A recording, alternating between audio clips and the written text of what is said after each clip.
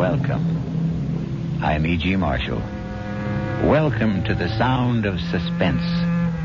The fear you can hear.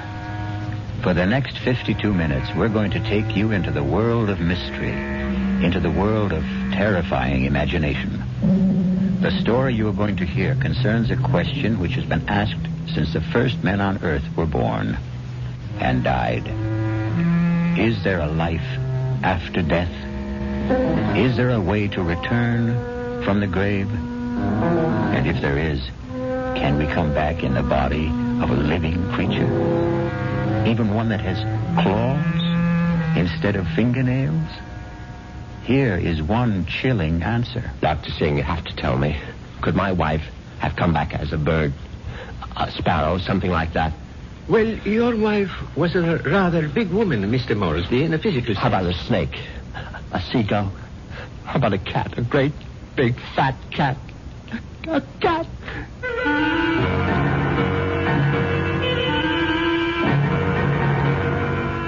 Our mystery drama, The Return of the Moresbys, was written especially for the Radio Mystery Theater by Henry Slessor and stars Patrick O'Neill. I'll be back shortly with Act 1.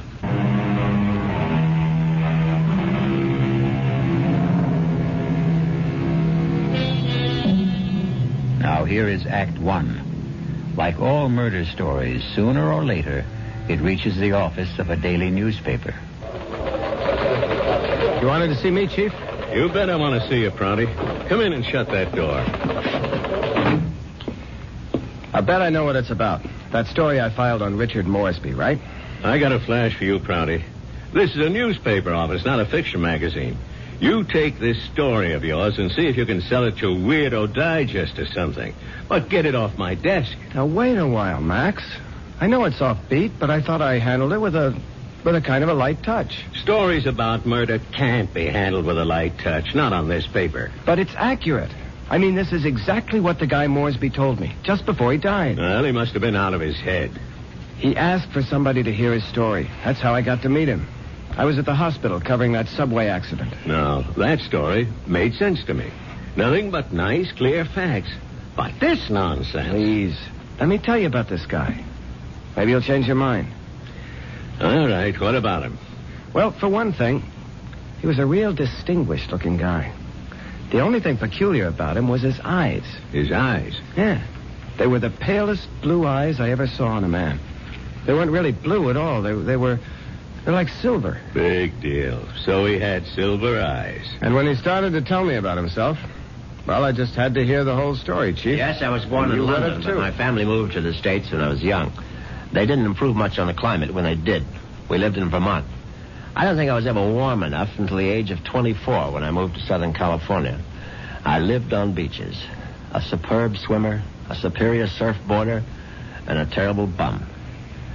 It was on the beach at Malibu that I met the woman who was to become my wife. Her name was Una. She was as pale as a gardenia with bones.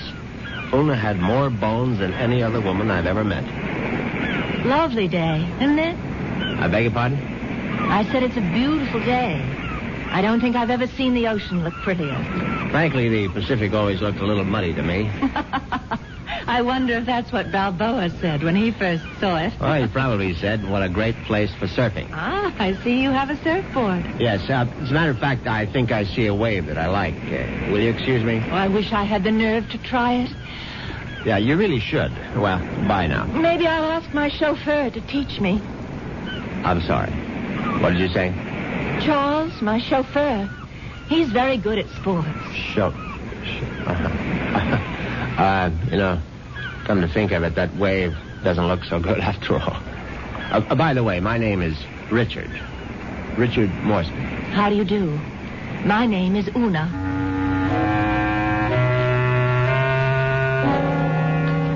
Una Vandermeyer. That was her name. As soon as I realized that she was from the Vandermeyer family, she didn't seem half as bony as she did before. In fact, not only did I become accustomed to Una's appearance, I was even able to tolerate her inane conversation. Can't you just feel the mystery of the stars, Richard? Sometimes I feel their vibrations as if they're trying to communicate with me. Do you ever feel that? Well, sometimes, I suppose. I really think we must be one with the universe, don't you? I really believe there's just one great universal soul, and we're all part of it. Don't you think so, too? Yes, of course.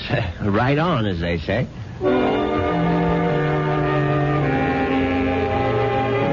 You see what I mean? She talked that way all the time, from the first day of our honeymoon. Well, it was a fine honeymoon just the same. It lasted a whole year on the beaches of the Caribbean, on the French Riviera. I got browner and browner. Una got freckles. Finally, we returned to our home in Los Angeles and settled down to a quiet, comfortable marriage.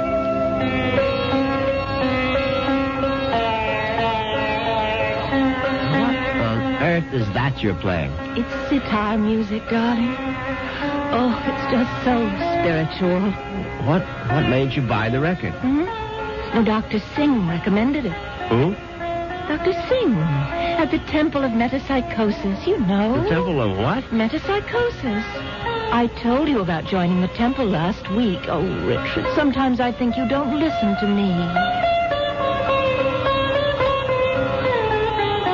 Now, as you may know, Southern California abounds in quasi-religious organizations. And she'd gone through a number of them without discovering the universal soul at any of their altars. Darling, please come to one of Dr. Singh's lectures. He's such a magnificent speaker. He emits such vibrations.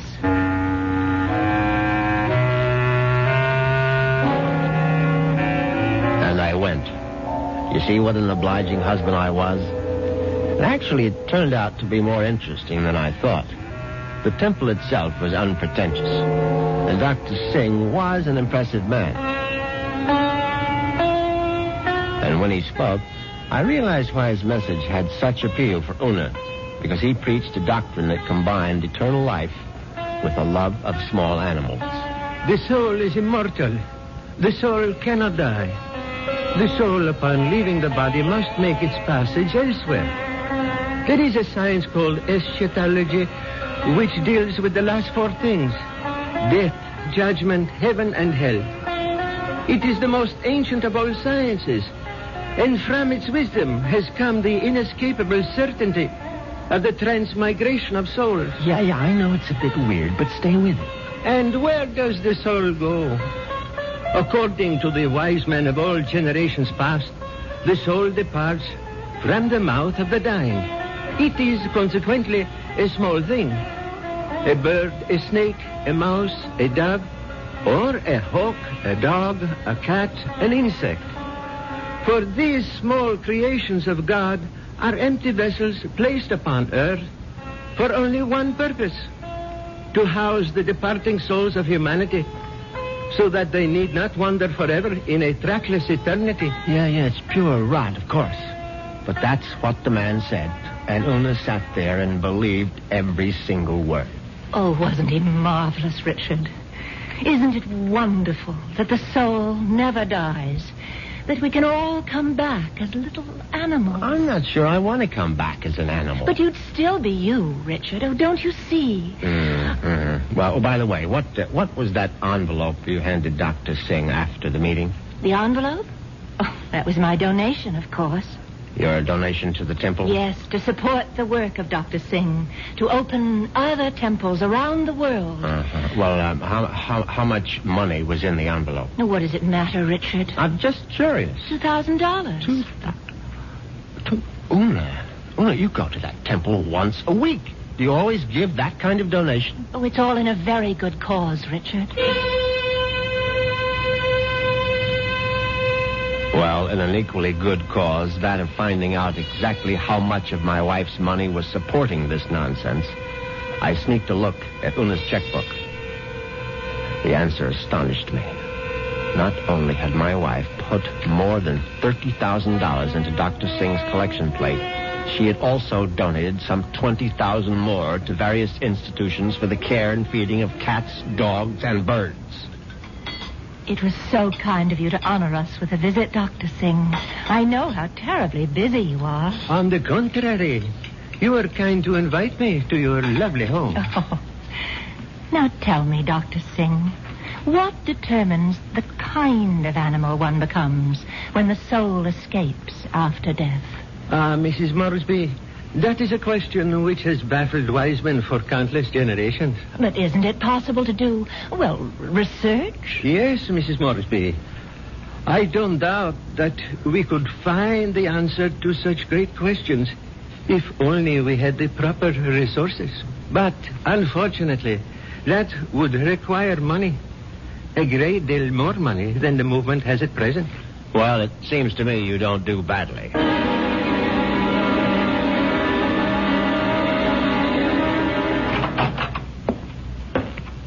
Well, there you are. Hello, Richard. Where have you been all morning? Right here, in my little sewing room. Don't tell me you were sewing. Oh, don't be silly. Actually, I've been composing something. A letter? Oh, something more important than that. Richard, do you realize that I have no last will and testament? Well, why should you? Healthy young chicken like you. I can't call myself young anymore, Richard. You'll always be young to me, darling. Oh, that's very sweet. But just the same, it's only practical to have a will. Would you read it over, Richard, and see if it sounds legal enough? Certainly. Well, let's see now. I, Una Vandermeyer Moresby, a resident of the city of Los Angeles, state of California, residing at 8 Sheridan Drive, being over the age of 21 and of sound and disposing mind and memory. Darling, this is superb. Where on earth did you get the language? Well, to tell you the truth, I copied it out of Daddy's will. The one that left you $10 million? Yes. Well, I don't see how you could go wrong. Let's see now. Not acting under duress, menace, fraud, or undue influence of any person whomsoever... And, good Lord, Una. What's that? What is it? What? You're not serious about this. Oh, about making a will? Well, of course I am. I mean, this bequest to the temple mumbo jumbo. What's wrong with it? Now, listen, darling. I told you how important Dr. Singh's work is, but it requires money to carry it on. Tons of money. So the least I can do is to help the poor man as much as I can. But you're giving him 90% of your entire fortune. You'll still have $1 million if I go first, Richard. Isn't that enough? No, it isn't. I mean, the whole thing is ridiculous. Don't you realize that man is a fraud, a charlatan? What? Oh, for heaven's sake, Una, open your eyes. Don't you realize the simple truth? Your money won't build any temples. It's just going to line the pockets of that turbaned phony. Richard, what a terrible thing to say. Well, you told me you liked Dr. Singh, that you were very impressed by his theory of transmigration. Darling, I was only saying all that to please you. But now I'm telling you that the only thing Dr. Singh is planning to transmigrate is your money into his savings account. And frankly, I'm not going to let him do it. Richard, what are you doing? You're tearing up my will. That's right. How dare you do such a thing? It's my money, and I'll do whatever I please with it. Ona, darling, I just want you to have a chance to come to your senses. Oh, there's nothing wrong with my senses. I can see very clearly what the real trouble is. If I didn't leave a will, all my money would go to you, wouldn't it? Well, naturally, I'm your husband. You don't have any other relatives. And that's why you're acting this way. It's just plain and simple greed. Una, listen to me. No, it's all right. It's all right. I'm glad you tore up that will, Richard, because I realize now that I was quite wrong. Do you? Yes. It's a mistake to leave only $9 million of my money to the temple. I'm going to leave all of it to Dr. Singh. When Una actually drafted that incredible document and called our attorney for a Monday morning appointment, I realized that I had to do something very drastic before the weekend was over. I had to kill my poor, misguided wife. I had to make her one with the universe.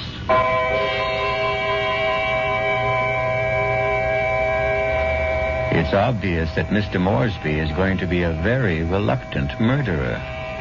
The question is, will his reluctance get in the way of his efficiency? We'll get the details when we return shortly with Act 2.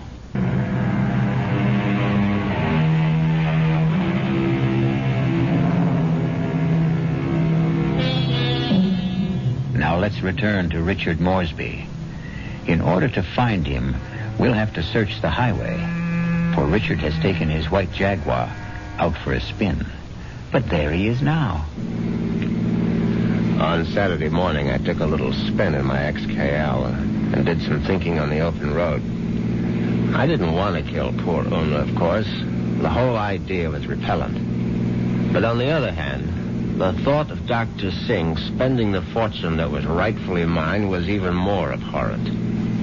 However, I decided I would make one more stab at a reconciliation. Darling, may I come in? It's your living room, too. It doesn't feel like it. Matter of fact, I've felt like a stranger in this house for the past 2 days. I suppose that's my fault. Well, you haven't been exactly cordial, have you? I've hardly been home, Richard. I spent all day yesterday at the temple and all morning at the pet rest kennels. And how are all the little souls doing? You just won't stop being irreverent, will you? It's been my money all along, hasn't it, Richard? From the very beginning, you were attracted to my money. Oh, now, darling, if you thought that, you would never have married me. I didn't want to believe it. I don't want to believe it now. Well, now, how can I prove to you that you're mistaken? Richard, do you really want to prove it? Of course, I'll do anything you say. All right. Now, I know exactly what you can do. You can let me leave my money to Dr. Singh and the temple. The whole 10 million? Yes, because that's the only way I'll know that it's me you love.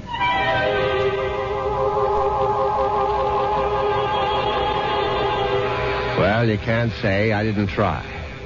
But Una's decision now left me with absolutely no alternative. I was still deeply unhappy about the necessity of taking her life. However, fate was kind to me that very afternoon. Now you're sure that you want me to continue reading, Richard? Of course, darling. Well, I'm sort of embarrassed about this part. It's a paper that I wrote myself. Something you wrote? Yeah, I wrote it this morning. I was going to show it to Dr. Singh. It's sort of a poem. It's called Death. Snappy title. Hope I can read my own handwriting. Death has become nothing to me. Death holds no fear for me. Come, death, I welcome you. Lead me to the woods, the waters, the air above the earth. Come, take me, death. Your touch is kind. Richard? Oh, Richard, why do you look like that? Is it really that terrible? Oh, terrible. Oh, no, my darling, it's beautiful. Do you mean it? You must give it to me, Una. I must have it. You like it that much? Yes, I certainly do. Oh, well, I'll type it up for you, Richard. No, I must have the original. Now, just the way you wrote it. Oh, darling, I'm so flattered. What will you do with it? Oh, I'm going to put it in a frame, of course. And I know just where I'm going to hang it.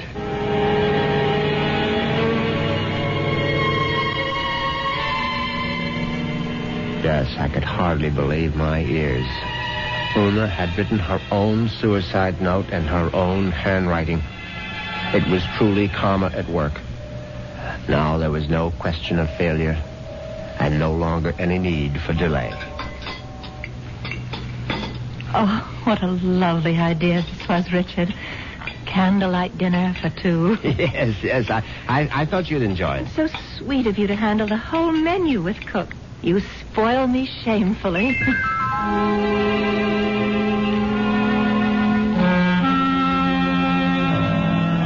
And that night, I spoiled her just a bit more by bringing hot cocoa to her in bed. Oh, Richard, you shouldn't have bothered. But I know how you like your hot cocoa before retiring, Una. You can't get to sleep without it. No, but Parker could have brought it to me. Oh, no, this is something I had to do myself. Oh. Yeah, drink it down now. Yes. I'm drinking it. Does it taste all right? Oh, it tastes just fine.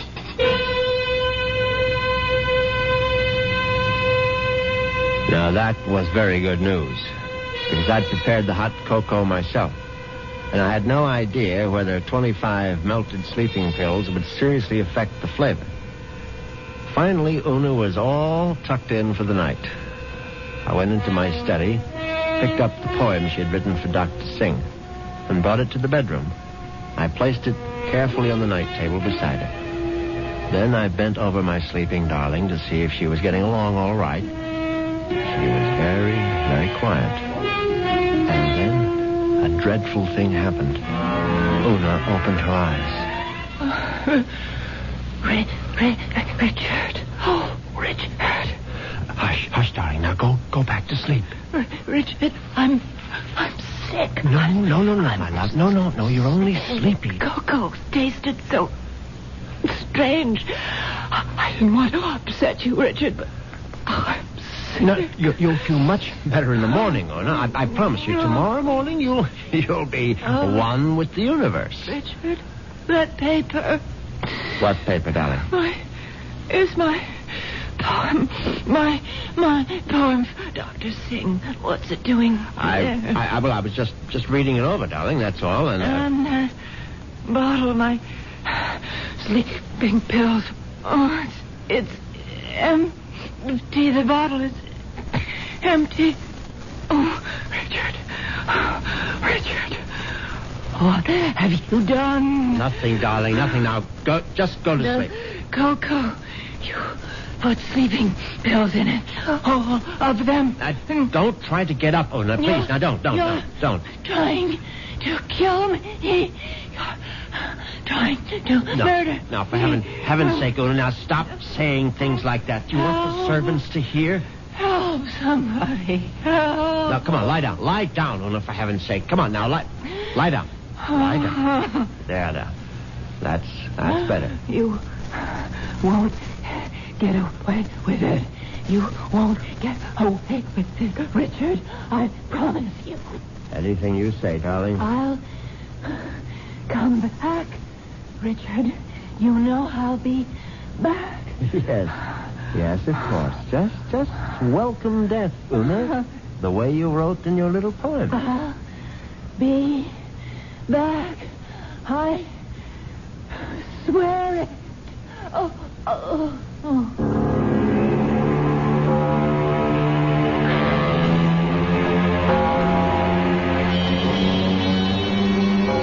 The funeral was held 2 days later.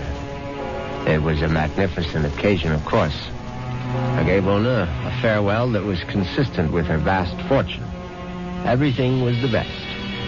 Coffin, flowers, preacher, everything. Her burial place was one of the choicest bits of real estate at Forest Lawn. The only discordant note was the fact that Dr. Singh insisted on saying a few words at the service. They were familiar words, but frankly, they gave me a slight bit of a chill. The body of Una Moresby is dead, but her soul lives on. The soul cannot die. The soul is immortal. It has left the earthly remains of this woman and has sought the body of a small living thing. There it will abide until the Almighty is ready to choose its next home. Mourn not the end of Una Moresby, for there is no end. I couldn't help congratulating myself on how well everything had gone. When I called for medical attention the night of Una's death, the physician was only too ready to declare her a suicide. The police had to be informed, naturally, and they, too, agreed with the doctor's verdict. Una had died by her own hand, and she had died without a will. There was simply no question that the matter would be probated in my favor. Suddenly I realized I was not only rich, but a rich widower. What vistas opened for me? The devil. Look out, you stupid mongrel! Dog trying to get run over. I admit I was shaken up by it. It was sort of a coincidence, you know? Right after the funeral and all that.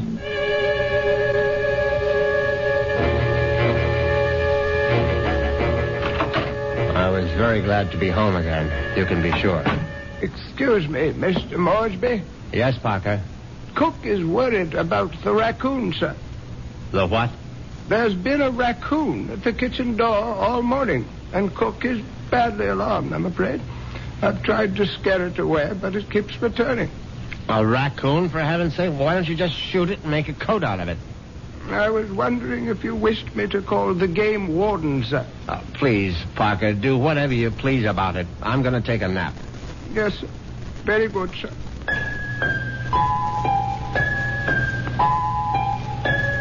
I went upstairs at once, undressed, and got into bed. It was a warm day, and yet I found myself cold. I got out the electric blanket and soon felt very cozy indeed. In fact, I felt so much better that I made a phone call.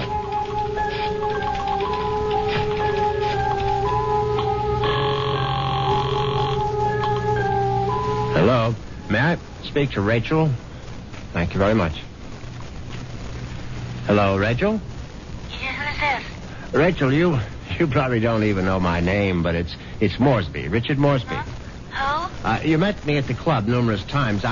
I'm the rather distinguished-looking gentleman who sits at the table on the far right corner. Oh, yeah, well, that's not my station. Yeah, I know it isn't, and I've always regretted it. Frankly, I would have enjoyed my lunches at the club even more if you had served them. Listen, I'm pretty busy right now. Well, what I wanted to find out was if you're busy this evening. Oh, what'd you have in mind? Oh, a little, quiet dinner, perhaps? Is that all you had in mind? Why don't we just wait and see?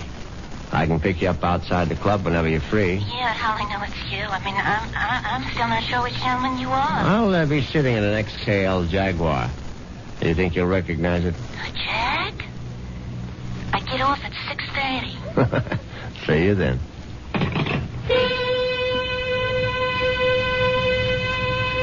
Yes, I was feeling very good now. Very good indeed. I would have drifted off into a pleasant sleep except for one thing.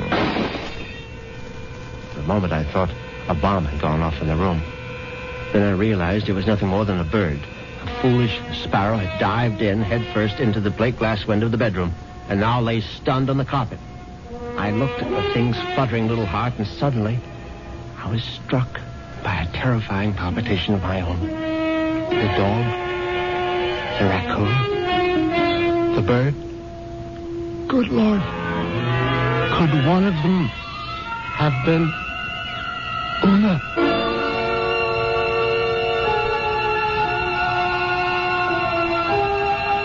Has Una Moresby returned from the grave? Nonsense.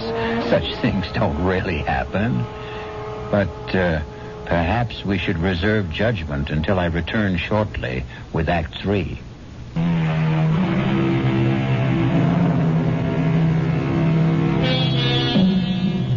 Now let's see if common sense has returned to our hero. He's doing a sensible thing right now.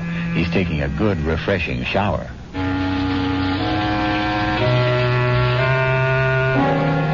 By the time evening came, I was feeling better. All my peculiar notions about Una's animal reincarnation seemed ludicrous as I stood in front of the shaving mirror. I thought about the delicious young woman that was waiting for me at the club.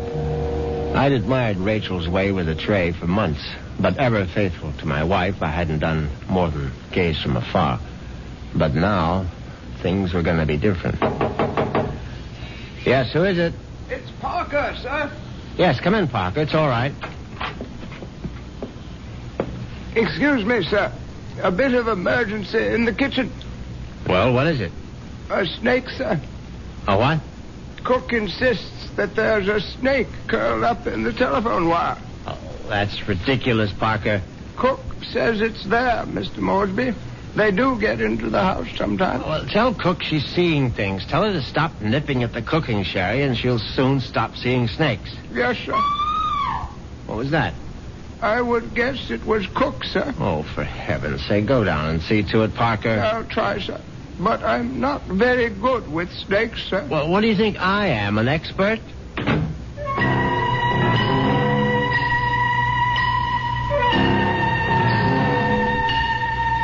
But that wasn't the end of it. 10 minutes later, Parker was back upstairs saying that the snake had left the kitchen and run into the living room. No, I suppose snakes don't run, they slither. It slithered into the living room and was now embracing still another telephone wire, obviously mistaking it for a long-lost love. But then, another unsettling thought came into my mind. What if the snake... No, that was ridiculous. Hello? Hi. Is this Mr. Moresby? Yes, who's this? Rachel, from the club. Oh, yes, Rachel, what is it? Listen, could you make it 6 instead of 6:30? I'll try to sneak out a little early. Yes, fine, I'll be there as soon as I can. In the Jaguar, right? Yes, in the Jaguar. Listen, the reason I want to leave earlier is because my husband always picks me up at 6:30. What was that? So I asked one of the girls I work with to tell him I got another job someplace. He won't care. He likes me to earn extra money. Yes, I see. So, just to make the story look good, I guess you'll have to lend me a few dollars after our date. Yes, of course. And listen, I really do remember you, sugar. You're the handsome one with a cute bald head. See you soon.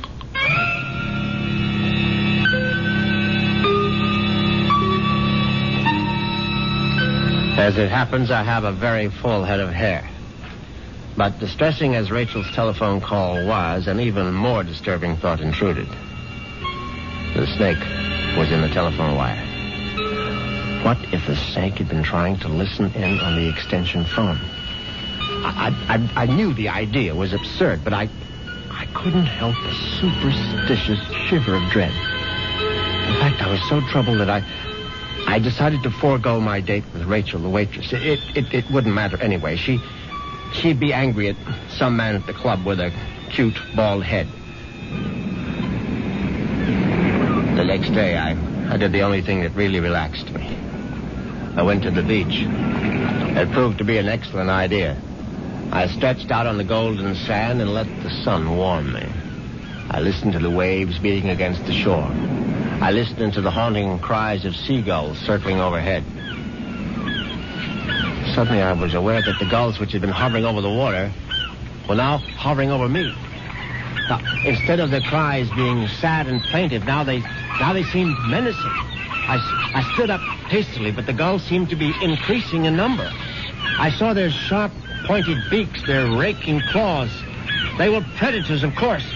How many times had I seen them swoop into a dive and snatch up some poor fish out of the sea? And there was one seagull in particular.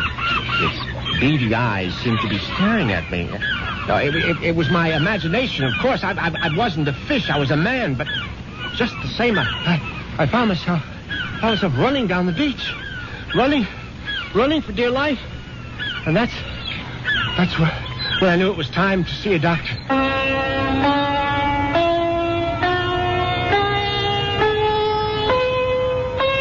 Yes, Mr. Moresby.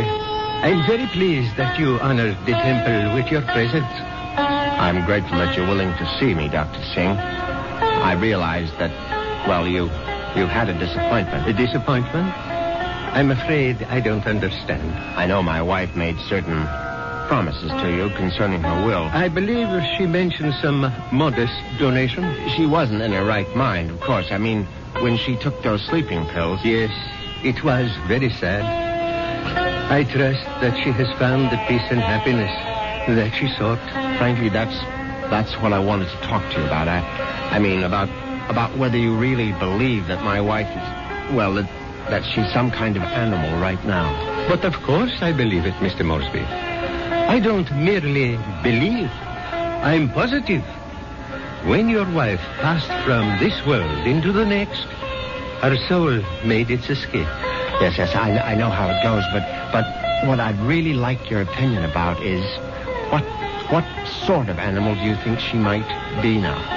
I told you, Mr. Moresby, we have no way of knowing. But can't you take a guess? I mean, you said it might be influenced by a person's karma. Am I quoting you right? Yes.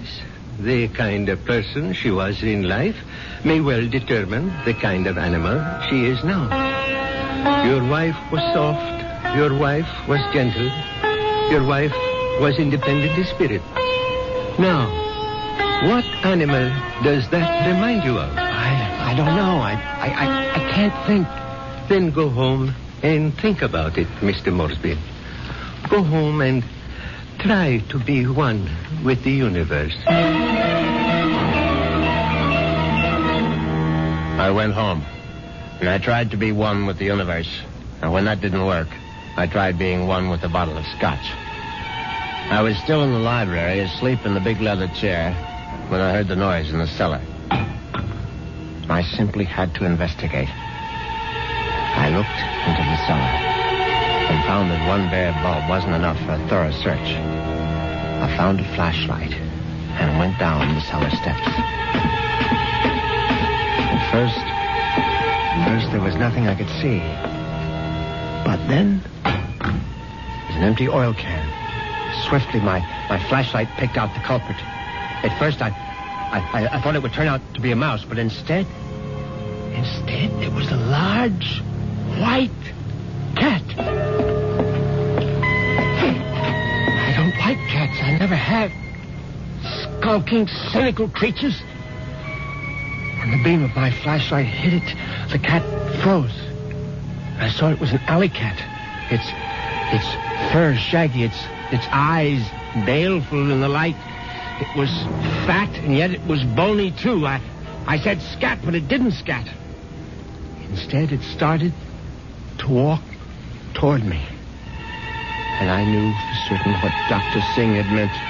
I knew for certain I was looking at the reincarnation of my wife. As soon as that hideous apparition howled at me, I made a cowardly dash for the cellar door.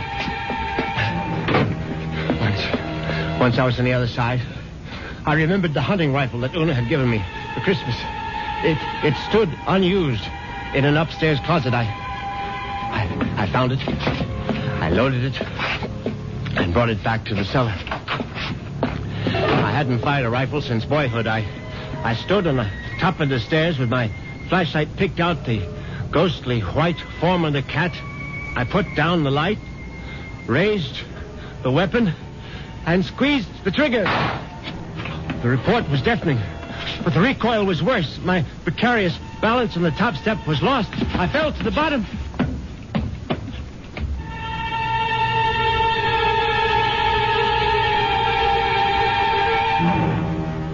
I tried to get up again, but the pain in my right leg was agonizing. I found out later that it was broken. But the cat was still alive. And it was regarding me at eye level now. Its fur matted with plaster dust. Its eyes filled with hatred. I tried to crawl toward my fallen rifle. Just as I saw the creature advancing toward me, I screamed, "Una!"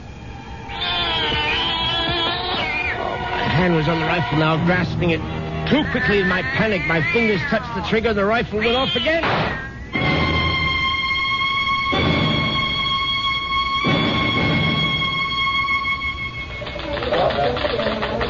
Well, that's how Moresby ended up in the hospital, Chief, with a broken leg and a bullet in his hip. And then he died. But I think he was telling the truth. You could see it in his eyes. His silver eyes, right? Yeah, his silver eyes. And you really believe that the guy's wife came back as a cat to get her revenge? What does it matter? It's still a good story. Sorry, Prouty, I can't okay it. Well, what if I got more details? What if I talked to this Dr. Singh? If I went to the Moresby cellar and found that cat? And what would you do then? Ask her if she's Mrs. Moresby? I still think it's worth a try, Chief. I'll tell you what, Prouty. What are you doing for lunch?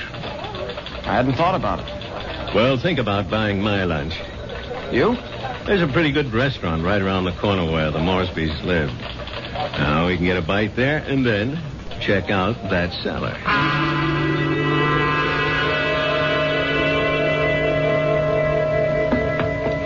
So, this is where it happened, huh? Moresby fell from these steps when he fired that rifle. Hey, you can still see the plaster dust where the bullet hit. Yeah, I see it. But I don't see any white cat. It might be hiding someplace. Or it might be a figment of his imagination. Maybe so. Hold it. Did you hear something? No. Listen. There it is. Look. It's a cat, all right. And it looks like it just found its supper. Oh, that mouse is still alive. Yeah, but not for long. Look at it squirm. He's eating it. Yep. And there goes your mouse. Oh, my God. What's the matter, Prouty? Never see a cat eat a mouse before? Chief, did you see that mouse? Sure I saw it. But didn't you notice something? Like what? Its eyes. Chief, did you ever see a mouse with eyes like that? They were so pale blue, they were almost silver.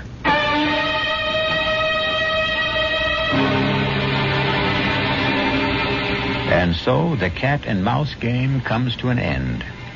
But according to Dr. Singh, there is no end. Perhaps Richard Moresby will have his turn next in another afterlife. I'll be back in a few moments.